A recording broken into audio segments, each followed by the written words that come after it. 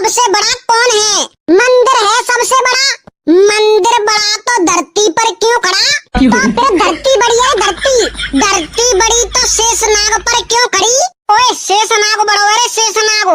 शेषनाग बड़ा तो शिव जी के गले में क्यों पड़ा? शिव जी है बड़े। शिव जी बड़े तो फिर पर्वत पर क्यों खड़े?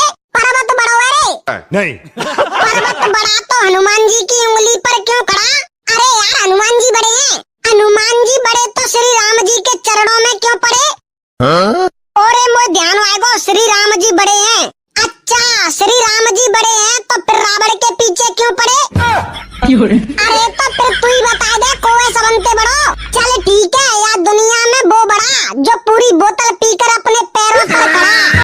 एक परिवार में 5 बहन थीं। एक का नाम था टूटी, दूसरी का नाम था फटी, तीसरी का नाम था फीकी और चौथी का नाम था मरी, 5वीं का नाम था भूतनी। तो एक दिन उनके घर पे लड़की देखने वाले आए। मम्मी ने पूछा कि आप कुर्सी पे बैठोगे या चटाई पे? तो मेहमान ने कहा कुर्सी पर। मम्मी ने कहा टूटी कुर्सी ले आओ।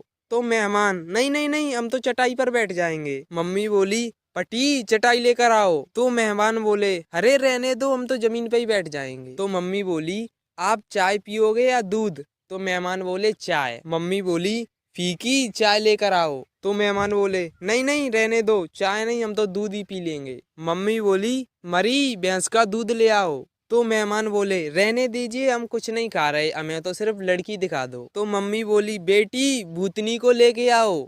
मेहमान बेहोश।